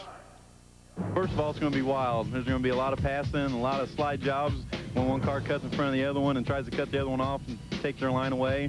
You pick a point on the top of the cushion and you try to beat him there before he gets there, and sometimes it works out good, sometimes it works out bad. You know, you get a lot of guys that really get the rear end of the car hung out and get real loose, and you know, you need to keep the car as straight as you can, like on these big half miles, and you know, the guys start getting loose when the track starts getting slicker, and that's what makes it easier to pass, and that's part of it. Running the cushion, just bounce it through the holes. Stagger and jacking weight in the nose and the right front and the left rear, and hopefully the California guys, you know, their right rear weight, they're going to have to go to the left rear tonight if they want to keep up. Tear-offs. Huggy pull. I guess the biggest one, you're not going to be able to say that because a lot of guys you have to cut off or they cut you off, and that makes them one of them tonight. But it's all racing, and you either got to be one if you want to win or a nice guy and finish last. Well, Tony Elliott has a lot of work on his hands here. He's our main focus of attention right now because he had a problem during his heat race. Is supposed to start on the pole for the True Value semi-feature of 12 laps, but it appears as if work is continuing very hard on that car as they try to get it prepared in time. Yeah, they're putting some of the torsion stops on. They're putting it back together, whether they have enough time. It looks like it's most of the way together, so if they give them a few more minutes, they'll probably have that thing ready to go for this semi-feature. We're glad to be here at the Terre Haute action track as our ESPN2 cameras are here for Thunder. As far as the sprint car series is concerned, Dave Darlin is the points leader, but doesn't have a win so far this year. Tracy Hines, on the other hand, is 34 points behind, but he has 5 victories. Brian Tyler is third in the points, and he also has failed to score a victory this year. Well, it shows you that consistency is as important in the point standings as winning races. Tracy Hines obviously has fallen out of a couple of races, hasn't done quite as well, whereas Darlin and Tyler both have been very, very consistent, although it appears from just the records that they've all been very consistently in the top 10. And, of course, you earn points for heat race victories, so Darlin and Hines both winners in their heats. Amy, what's the latest on Tony Elliott? Well, I figured we'd go right to the horse's mouth. As you see, he's directing traffic here, wanting to get out in this semi. Tony, are you guys going to make it? I think so. You know, this Walker Lamers Motorsports car, you know, it's been just phenomenal. They had the car hooked up really well, and, you know, we broke a U-joint and just tore the fuel pump off it, tore everything off it. You know, unfortunately, he's in that third heat, but I think the guys have worked their butt off, and they're getting close, so hopefully we're going to get back in here and get the run to B-main and come on, big winner after all. Yeah, I saw Jeff working, your wife was working, your brother, everybody's just pitched in. But I have to ask, when you have driveline trouble like this, is your rear end going to be square? Are you going to have a race car the same feeling that you had before it broke? Well, we should, because like I say, it didn't tear up none of the rear arms and the rear radius rods or anything. It just tore the U-joint out, and like I said, they've replaced that, and you know, they put a new fuel pump and stuff in. These guys are really working away, and they did a heck of a lot of work in about 10 minutes time here. So hopefully they're just hopefully wrapping it up here, and we'll get back out, and you know, hopefully they're going to drag their feet, hopefully, but we'll get back out. We'd love to see you make it. He's sitting 4th in USAC points and was just a point shy of winning this championship in the Indiana Sprint Week last year. Lost by 1 point to Dave Darlin in the Indiana Sprint Week competition in 1998, sponsored by Pennzoil. Well, the True Value semi-feature is coming up before too much longer. 12 laps of competition. The 6 first finishers will go to the 30-lap Tony Hulman Classic.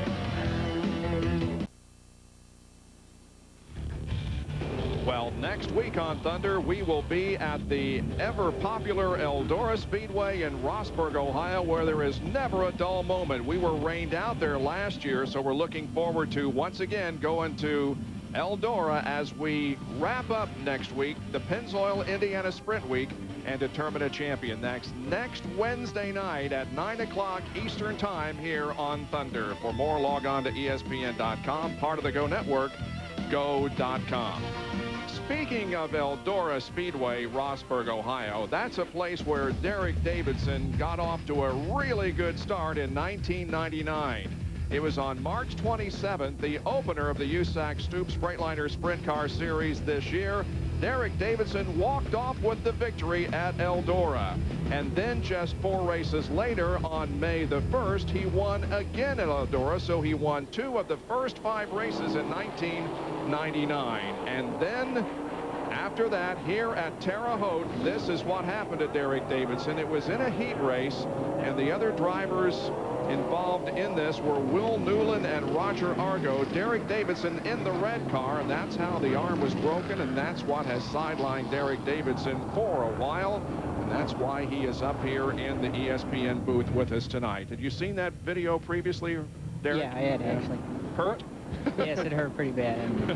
When did the wheel actually get in and get your arm? Was it early on in that flip or when he was coming down? Actually, it was his front bumper. When we were spinning around, actually, I got into the back of Rodney Argo, which turned me around, and then the Will Newland hit Argo's right rear tire, which launched his front end up in the air, and his front bumper had actually pinned my arm against my seat.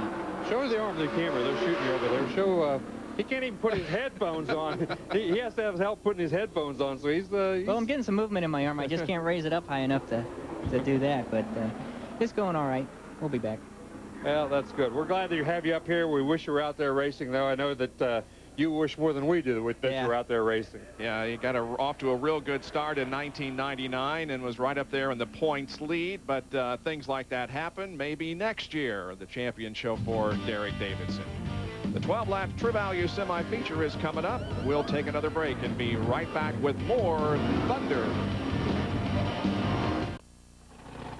Back at Terre Haute, they're lining up for the True Value semi-feature. 12 laps of racing coming up. We want to wish a speedy recovery to Kevin Bloomstrand. He was hurt out at Nazareth last week. He's going to be in the Lehigh Valley Hospital for about 5 weeks for burns to his hands, so we just want to wish him well. Also, Glenn Nibel and Bob Higman both having some health problems. We want to say hello to those guys. They've been a big part of the Thunder group over the many, many years. And also, we want to say congratulations to Jay Drake, who won the Checkered Flag Turbines Incorporated Fast Time Award tonight. $500 goes to Jay Drake for winning the Turbines Checkered Flag Award. And a happy birthday tomorrow to one of this area's biggest race fans, who is also one of the top dentists in the area. Got to get the plug in for Drew Oldham. Happy birthday. Here's a lineup for the True Value semi-feature. Tony Elliott is ready. He's on the pole. Brad Fox will start alongside. Second row, Rusty McClure in 77 and Mike Mann in 37. Third row, Kevin Miller in 21 and Jason Robbins in 96. Fourth row, Brandon Petty in number 30, Hud Cone in 86. Fifth row, 21, Kevin Thomas, 19, Kent Christian. Sixth row, Brian Tyler in 75, Eric Burns in 26. Seventh row, Jeff O'Banion in 21 and Richard Ott in 57. The eighth row, Bobby Smith in number 8 and Jeremy Sherman in 9. The ninth row, Tony Jarrett in 29 and Kerry Foss in the 37. And in row number 10, A.J. Anderson and Roger Shadon. Well, this is going to be interesting to watch those guys from back there in the 5th and 6th row. Kevin Thomas and Brian Tyler. Tyler in the top of the point standing, so he desperately needs to be in this feature. Race has been cut from 12 laps to 10. Amy? Down here in the pits, gosh, I'm all flustered now. There's a lot of tire stuff that's going on. Dirt tracks are tire tracks. They do a lot of tire grooving. This is called half blocking. What they're doing is they're making it to where not so much heat is going to be combined here in this right rear tire. This is a McCreary. We know that Yaley and Elliott, they're on Hoosiers, and Foss in this semi is running Goodyears. So tires have a lot to do with dirt track performance. We'll see which tire makes it to victory lane tonight. Well, that's very important. When you put those cross grooves in there like that, you're trying to stop the blistering. If that tire blisters and throws the rubber off of the outside, it really slows you down.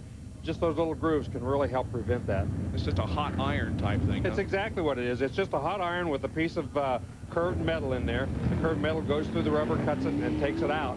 And it's something that people have used for years and years and years. They're much better today, though, than they were 20 years ago when you couldn't vary the heat. Now then you even have heat variation, so you can get them hotter or colder depending on what you want to cut. Brandon Petty has joined the field and is about to line up. 5 1999 sprint car appearances. Brandon's best finish 12 at Salem. There's Brian Tyler, who are among the starters here in the semi-feature. He starts inside row number 6, and remember, the top 6 transfer. Right. He's got a long way to go, and he didn't have a very good run here the last time. When they had the Nationals here, he didn't make the race. He didn't qualify very good. He had some problems, so he's going to be very much want to get back in the groove here and make this feature event tonight. On board with Tony Elliott as we look back on Rusty McClure in the 77 car. Mike Mann is on the outside of row number 2 as we get set for 10 laps of racing. So these guys who are in the back of the field have got a long road to hoe and a short time to get it done. Well, Don Smith from Terre Haute First National Bank, who's used to promote this race, and he actually, I think, started the Hulman Classic here at Terre Haute many years ago. He's just outside our booth, gave us a wave a while ago along with Bruce Walkup, so I want to say hi to those guys. Thanks for coming. And also, this Turbines Incorporated we talked a little bit a while ago, he is from Terre Haute, and he also offers a rookie award for the Silver Bullet division. He's very involved in sprint car and Silver Crown racing here at in the USAC division. Well, the pace truck has pulled off of the racetrack. We noticed Tony Elliott glanced down. Suppose he was checking out that piece that he repaired? Well, probably just making sure everything is okay. You're always a little nervous when you do a quick change like that you left something loose. But he's got a great crew. They did a great job, and I'm sure he's very confident in what they've done. Off corner 4, green flag waves, and here we go for the True Value semi-feature. 10 laps. Elliott holds down low while Brad Fox has the high line off of the corner and down the backstretch, and Brad Fox grabs the lead. Brad Fox did a nice job. That outside groove seems to be a little bit better down there in 1 and 2, as we've said several different times. Now then you're looking back, and that's the 77 car. That's Rusty McClure coming up behind him. Yeah, he's taken 3rd position as they roar down into turn number 1 once again. Behind Elliott, a good scramble for position. There's McClure in the 77. And you notice how low Elliott came off of that corner. Oh, look how hard he gets in the corner. But once you get in there, oh, look at the 77 car, Rusty McClure. You can't get any lower than that. The left front wheel's up on the guardrail. That's right. All the way through 3 and 4, that front wheel kept bouncing up on the guardrail. Well, Brad Fox has dropped back now to 2nd position as Tony Elliott has taken command. Well, he got a good run off of 3 and 4, right on the very bottom of the racetrack down here in 3 and 4. Listen to the throttle control. You got to really be soft on the throttle until the race car gets straight, and then you got to get on the gas. Much harder on the gas on this end because he's up there in the cushion. The dirt's wetter, and you get on the throttle a lot sooner.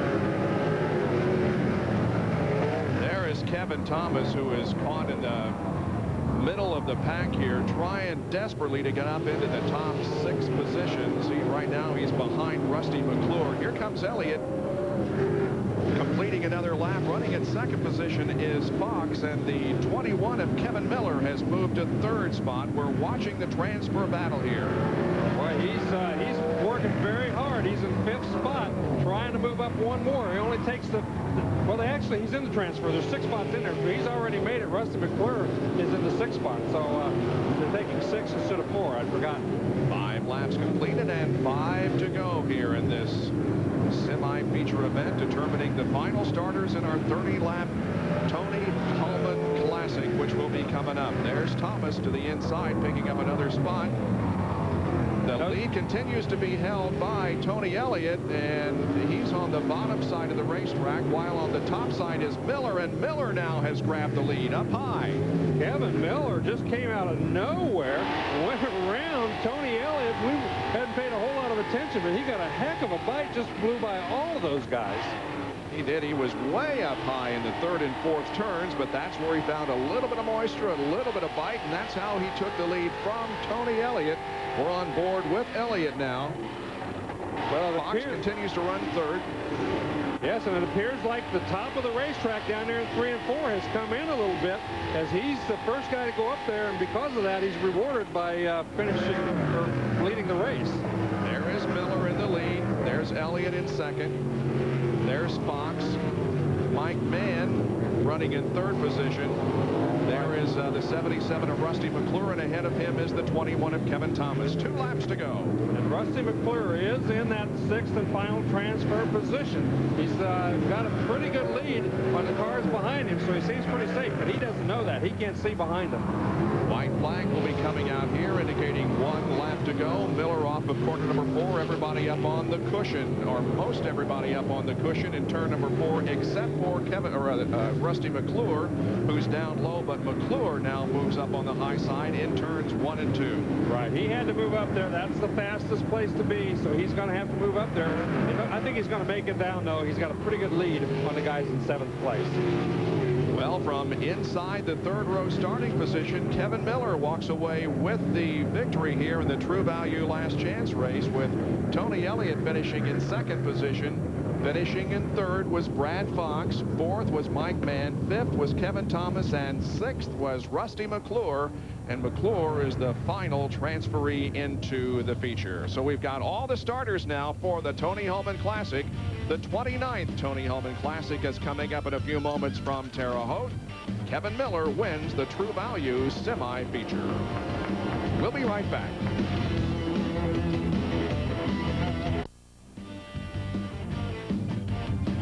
Back at Terre Haute, the semi-feature won by Kevin Miller. Tony Elliott finishes 2nd, followed by Brad Fox, Mike Mann 4th, and Kevin Thomas finishes in 5th position. 6th was Rusty McClure, the final transferee.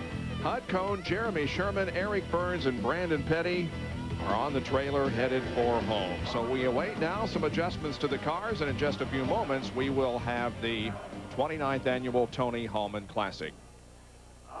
Well, Dave Darland is the points leader of the Stoops Freightliner Sprint Car Series as we head into this event. He's already been a champion in the Coors Light Silver Bullet Series and now hopes to win the Sprint Car Championship this year.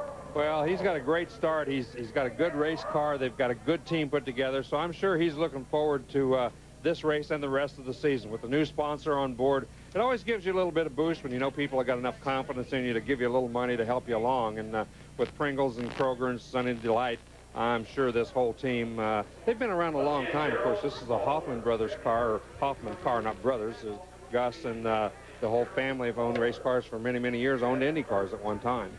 Is a 34-point edge in the point standings over Tracy Hines. He hails from Kokomo, Indiana, just north of Indianapolis. He is a native Hoosier, and he finds himself right where he wants to be to go racing. Yeah, it is pretty special being, you know, a non-wing sprint car guy from Indiana. This is about the only part of the country that we can run as much as we do. So we're fortunate to live right here in the middle of Indiana, and you know, we can race whenever we want. Good evening, race fans, and welcome to the Kokomo Speedway. We run this car as much as we can, like Gas City on Friday nights, and usually Putnamville or maybe Lawrenceburg on Saturday, and then we run Kokomo here on Sundays when there's not a USAC race. We like to come here and support our local fans. You know, we got a lot of fans here and everything. One of the best in the business, Dave Darland, out right now in the 36D. Every race we go to win. So, you know, we don't do anything different on a local show than we do than we would on a USAC show. I mean, you know, the money's not really what we're after. We're just out to win every race that we enter and do our best at every one of them.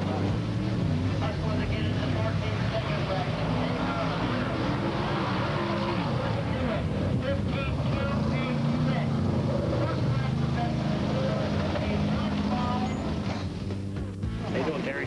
Good day. How about you, buddy? They taking 4 out of the heat, you reckon? Well, I didn't go to the driver's meeting. I got there too late. I don't know. Should be in pretty good shape. We're starting inside 2nd row and got to finish in the top 4, so.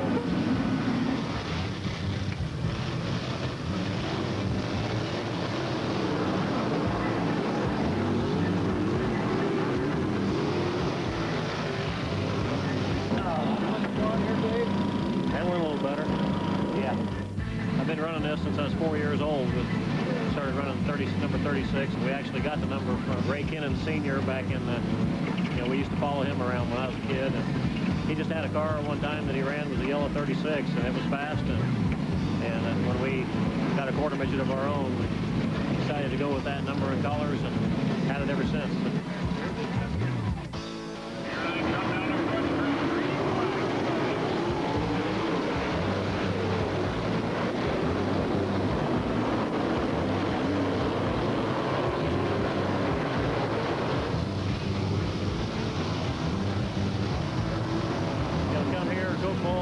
On a weekly show, it's just about as tough as a USAC race anyway.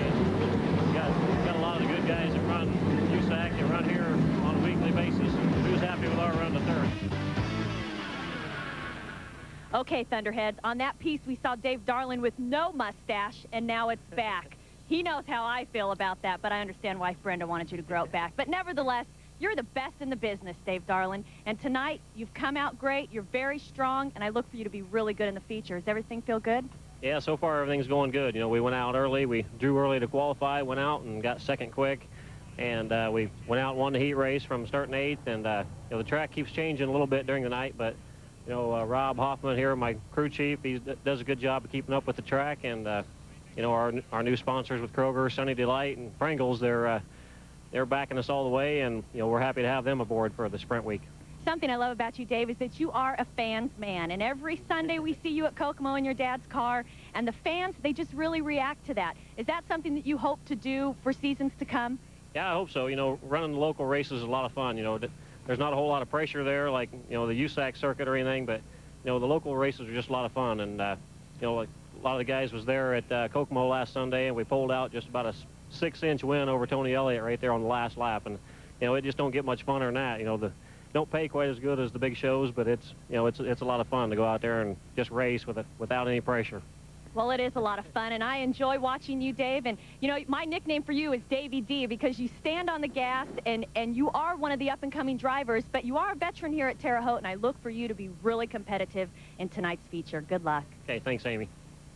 Darlin won the Hulman Classic in '93. He led this race in '92, '93, '96, and '97. And I also think that he's going to be a top contender here tonight. I think so. The Wins Challenge money, Corey Kruisman, Tracy Hines, and Kevin Miller are the three that have a chance to win that. Of course, Wins puts up money every week. I think it's up to around $3,000 this week. If any of those three win tonight's race, they'll get the Wins Challenge money. And one very interesting note is that Brian Tyler, third in points, failed to qualify for the feature. Gary? Well, this track has been characterized over the years as getting ruddy on a Sunday afternoon race. At night, sometimes hard and slick. I'm down here in the first turn. We've talked about the two grooves, the hard, slick surface on the inside, on the outside, somewhat of a cushion. If you look down here in turn 1, you see it's dark.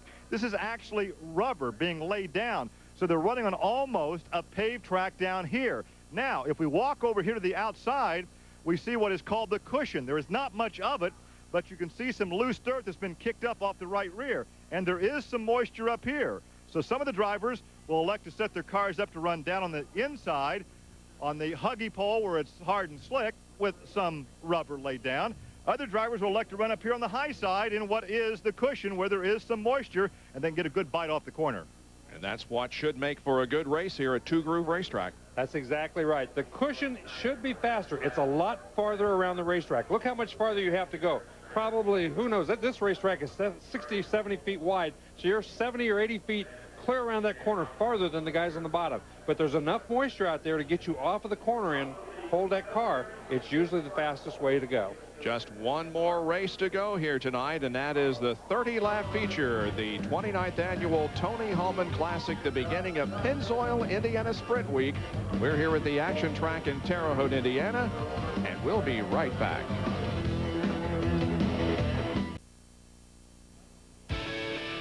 Terre Haute businessman Anton Tony Hulman saved the Indianapolis Motor Speedway from decay after World War II. This is what it looked like in 1945 when Tony Hulman bought the Indianapolis Motor Speedway. It had not been used, of course, during the war years, but Tony Hulman bought it and saved the 500. 1946, a huge crowd turned out to watch the resumption of racing at the Indianapolis Motor Speedway and the Indianapolis 500. Well, this is absolutely the mecca of motorsports in the United States. No matter who you are or what you are, you've heard of the Indianapolis 500, and certainly in my career, it was the most important thing that I ever did. Tony Hulman, I think we all owe a great deal of gratitude to him for saving what could have gone down the tubes in 1945 if he had not come on board and put his support behind it. No question about it. Saved the Indianapolis Motor Speedway and possibly open wheel racing in the United States. And this race that we are about to see is named in honor of him, the Tony Hulman Classic, the 29th annual. Several drivers were asked before this event began what it would mean to you to win here at Terre Haute tonight.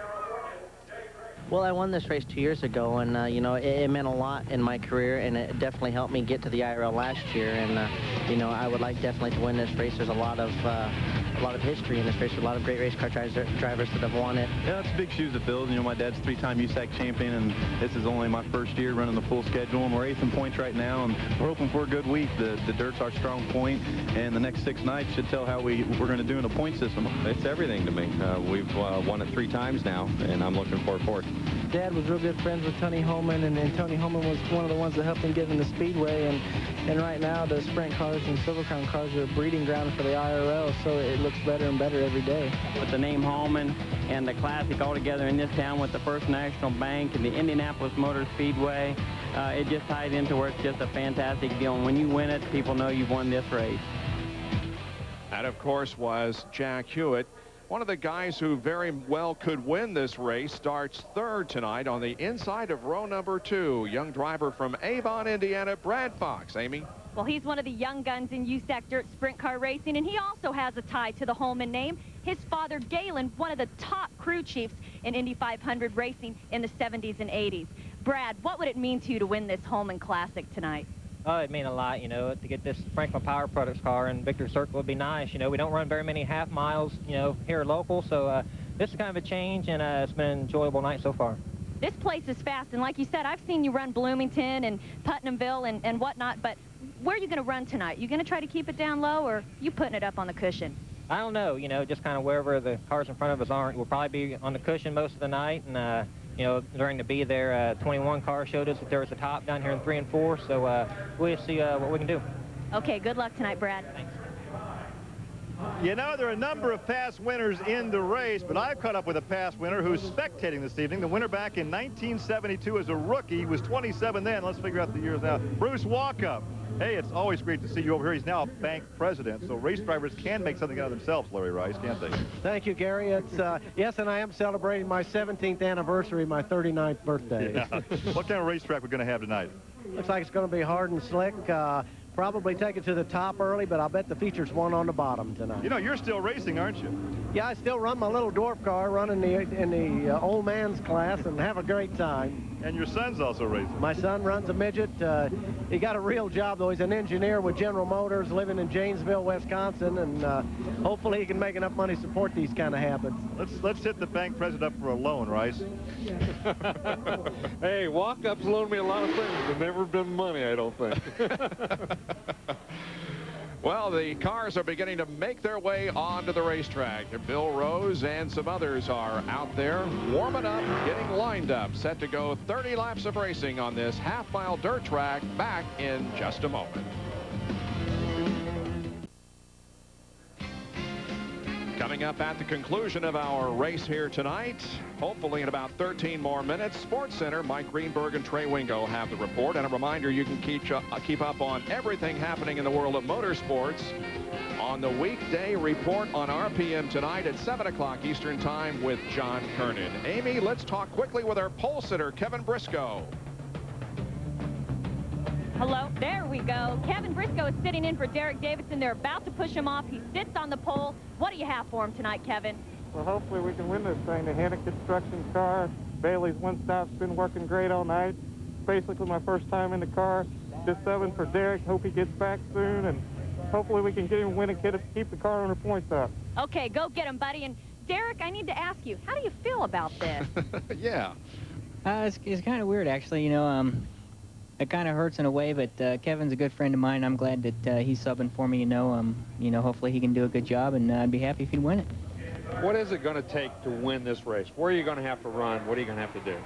You know, I would say that watching the heat races, guys were going to have to run the top on one end and the bottom, but then Kevin Miller showed in that last chance race that he ran the top the whole way around. So, you know, it's going to be interesting to see, because I think what was happening down there in 3 and 4 was everybody was down on the bottom, and they actually blew off what moisture they did have, and the top actually come in a little bit. So We'll just see. I would have to venture to say that the guy that running the top's going to win this race.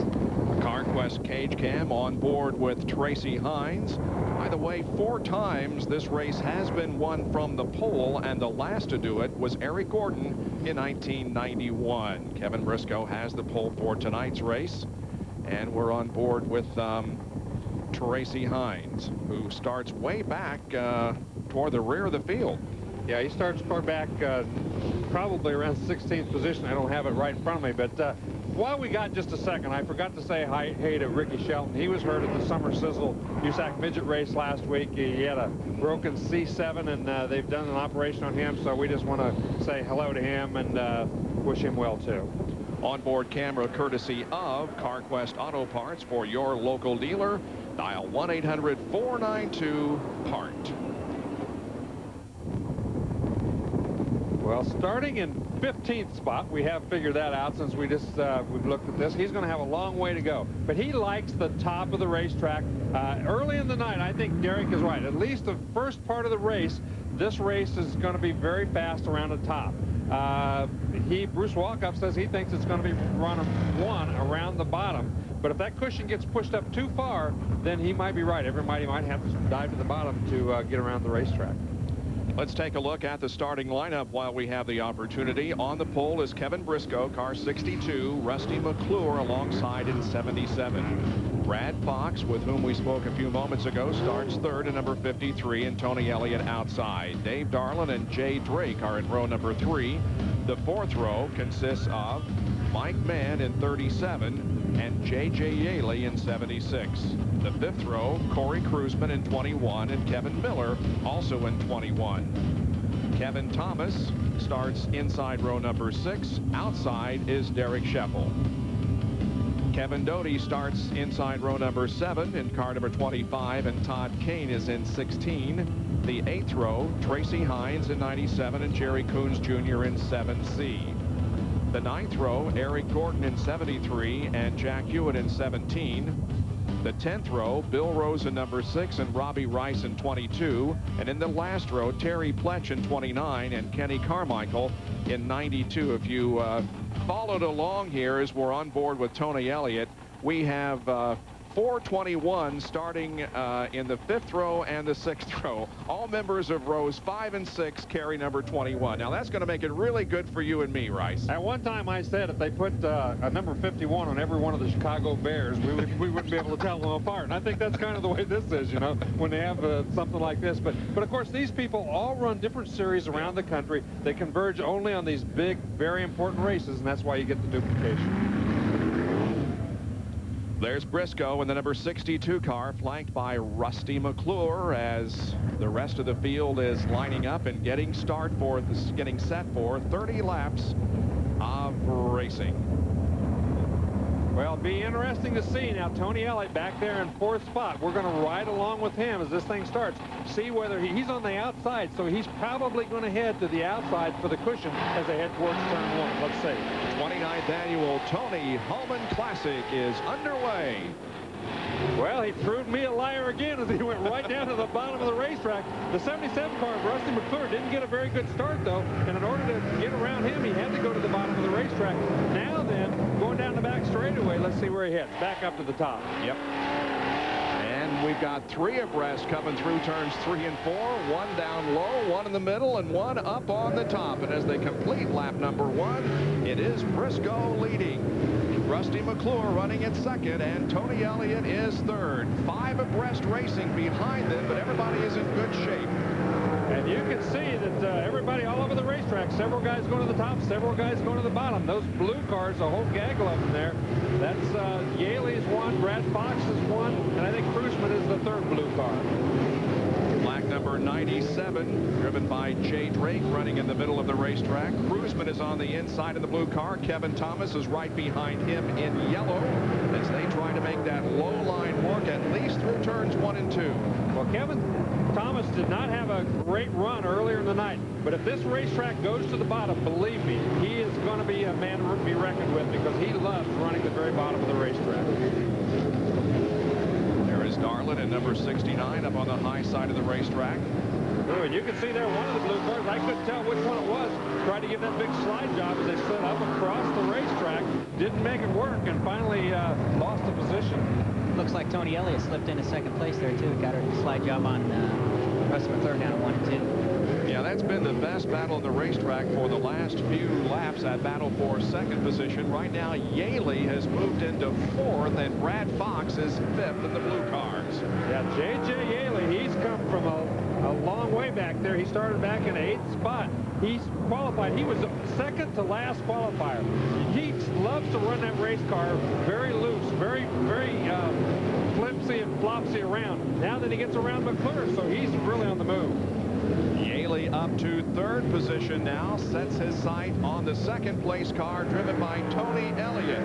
He right now is about 2 car lengths behind the leader of the race, Kevin Briscoe. Here they are. Now it is Briscoe down on the bottom and Elliott up on the top side of the racetrack. They come out with Briscoe still maintaining the lead. Well, Briscoe's still running the top in 1 and 2, the bottom in 3 and 4, and so far it's worked for him. But right now it appears that J.J. Yaley catching both of those guys, not real fast, but he is catching them ever so slightly.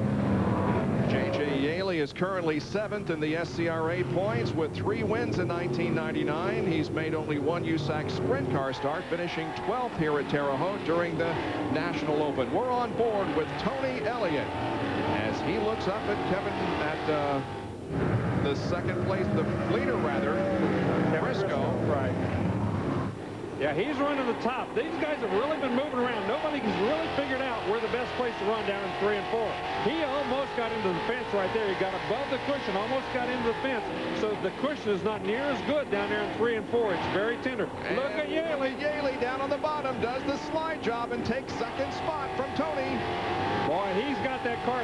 If Yaley, the one thing about the race, he's got that race car set up. He makes one little mistake, and he's going to be in big trouble. And we have a crash down in turn number 1. Looks like Drake and Coons have come together.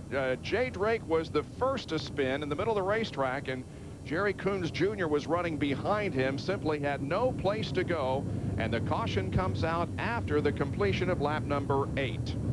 Yeah, that was a circumstance where Coons was already committed to the bottom of the racetrack. Jay Drake had already spun, and you can see he hit pretty hard. That rear bumper bent very badly. It looks like Coons is going to get out of his car, so that's not a good sign. He must have bent the front end, bent something. Oh, yeah, you can see the right front wheel is it's history. It's laying over there, so we're going to have to get a record to get him off the racetrack. He currently is the track record holder, the 1-lap track record holder here at Terre Haute, and that record stands after tonight's activity. There is Drake in the middle of the racetrack, and boom, Coons comes along with nowhere to go and hits Jay in the right rear. Yeah, he tried to get down under him. You can see Jay Drake sitting there. He's a sitting duck, and Coons went by. He clipped him with that right front and just tore the front end out from under his race car and put a pretty big bang in the tail tank of Jay Drake's car. Coons also, of course, a competitor in the USAC MCI WorldCom midget car division. Finished 4th in points last year, won in 5 different midget divisions in 1998. Well, after 8 laps, here are the top 5. Briscoe is the leader, Elliott 2nd, Yaley 3rd, Darlin 4th, and Rusty McClure in 5th position. Well, so far, Rusty McClure has been going backwards. He doesn't have his race car figured out quite as well. He started up there in that front row, and he's moved back to 5th spot already. On the other hand, J.J. Yaley, who started back in 8th position, has been going the other way. He has that race car set up so loose, Derek. It doesn't take much of a mistake to really get screwed up when you've got a race car set up that flipsy-flopsy, does it? Yeah, well, he likes his car that way. You know, he's always carrying the front end, and there's just something about Terre Haute and J.J. Yaley that go together, because every time he comes here, he's a man to beat, and he's just on a mission tonight, and it's going to be tough for Kevin to hold him off. We are under caution here at Terre Haute in the 30-lap feature event, the 29th annual Tony Hulman Classic. Jay Drake and Jerry Coons Jr. crashing down in turn number 1. 8 laps are completed. Back in a moment with Kevin Briscoe leading.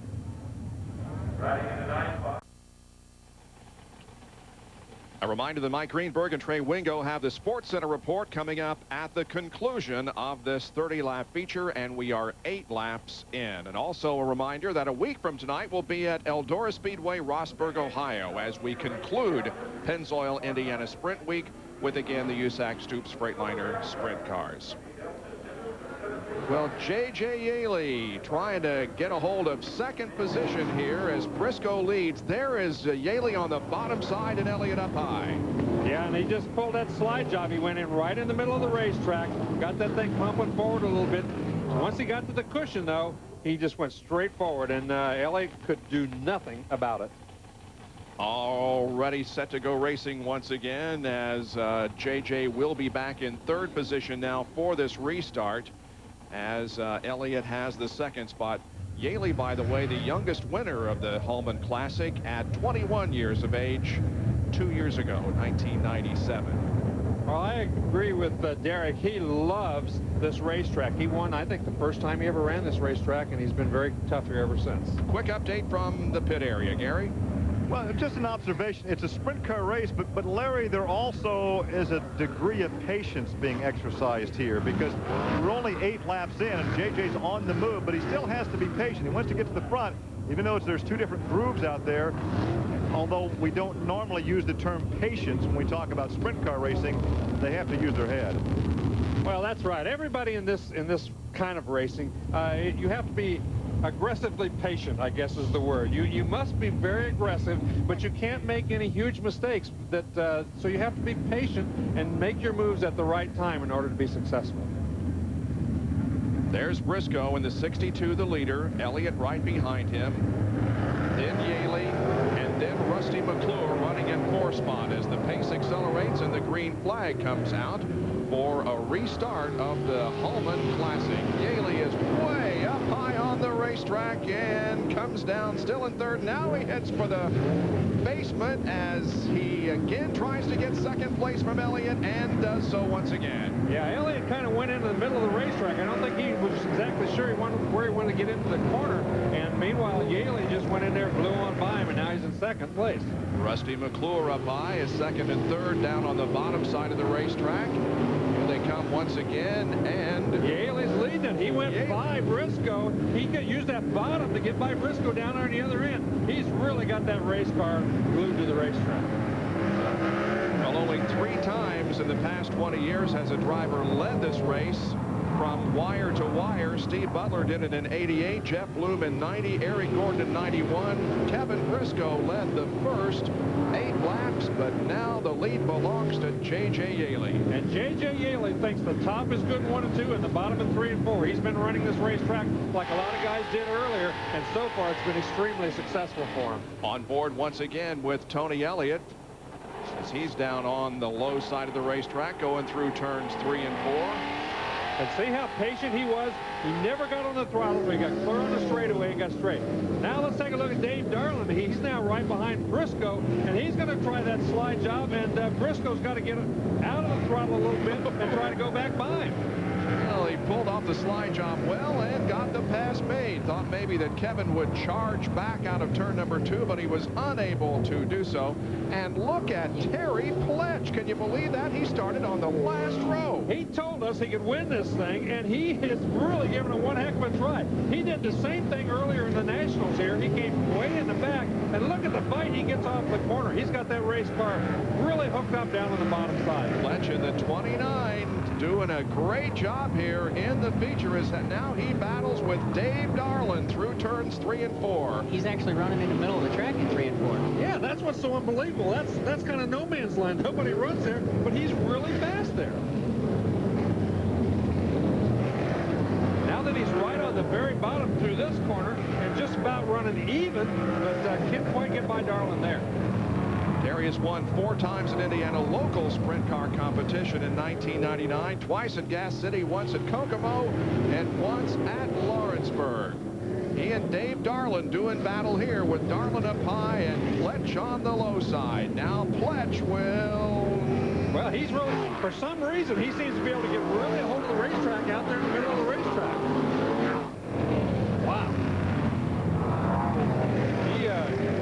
I've never seen anybody quite run the middle of the racetrack like that and do it that well. He's got the position away from Darland as we are halfway through, 15 laps completed and 15 to go. J.J. Yaley is the leader of the race. There is J.J. Second position still held by Tony Elliott. And we'll see how much of a lead Yaley has. Well, fairly a substantial lead here as Elliott continues to work the bottom of the track in 3 and 4. Back up in 3rd position is Pletch. Then comes Darlin. Elliott gets real sideways up there. He almost lost it up there in 1 and 2 and lost a lot of ground, and he gives Pletch a chance to really challenge him now. Elliott almost, if he didn't bang the wall coming out of 2, he came very, very close. At least it lost his momentum, and now Pletch has a run at him in 2nd position. A reminder that Sports Center is coming up in just a few moments as soon as we complete our 30-lap feature, and we're more than halfway through. There's Elliott, and there is Terry Pletch, 2nd and 3rd. Well, Pletch is really going to put the pressure on right now, and he really is running that race car sideways too, and usually you can't do that on a slick racetrack either. He's making all the theories look wrong here tonight. Yeah, usually on a track like this, you really have to feather the gas and try to be smooth and patient, and Terry Pletch is just gassing it and really attacking the track, and he's going for 2nd right now. Whoa, he has got it, passing Tony Elliott, and Terry Pletch is up to 2nd. He's got 1 more position to go. Now, the worst starting position for a winner of the Tony Hulman Classic was back in 1982. Chad Johnson started in 17th and 1. Pletch started here this evening in 21st position and is now reeling in the 76 of Yaley. I think he is catching him. I don't know whether he's got enough time if there's not a yellow or not, but the way he's doing it is right in the middle of the racetrack. Yeah, and he's catching him in a hurry, so the yellow would definitely help him, but he might get him anyway.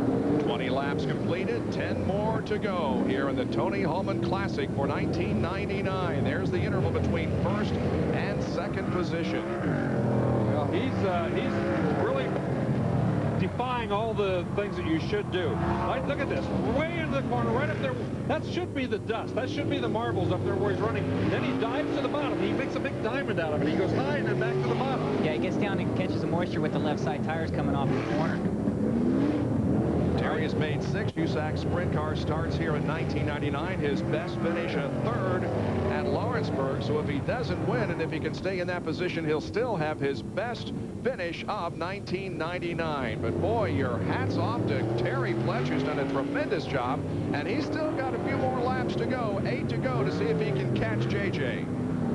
Well, he's really working on him. He's catching him 1 or 2 car lengths at a time.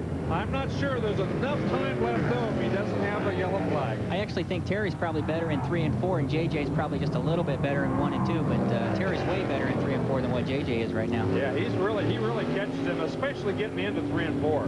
He's really caught him now. He's gonna challenge him here pretty quick. The thing is, JJ's probably just out there trying to be real smooth and not make a mistake, and Terry's just, you know, he knows it's right there, and there he goes for the lead. Hey, he may have it here off the 2nd corner. Got a good run down the backstretch. He goes into the 3rd turn wheel to wheel with Yaley. Now they get separated by a huge amount of racetrack with Yaley way up high and Pletch down on the bottom. And Yaley maintaining the lead, but this is going to go down to the wire, it would appear. Yaley actually looked faster on the cushion that time. He got a much better run through 3 and 4 up on the cushion. And there it is. He's got the lead. Pletch has got the lead. 21st to look at Yaley. Yaley way up on the right rear. Yeah, Yaley, he doesn't want to get beat here. He's going to do whatever it takes trying to win this race. But that was very, very close to getting in trouble right there. 5 more laps to go. Sports Center is coming up in just a few moments. Stay with us for the complete report. But who's going to win this race? Will it be Pletch, who's currently in the lead from 21st starting position, or J.J. Yaley, who has led most of the race from the 8th starting position? Again, Yaley up on that right rear on the cushion in turns 3 and 4 in a very dusty racetrack. Yeah, I think he is doing better in 3 and 4. I think he's faster in 3 and 4 right now. Now that he's going to try to get down to the bottom, see if he can do any good down here.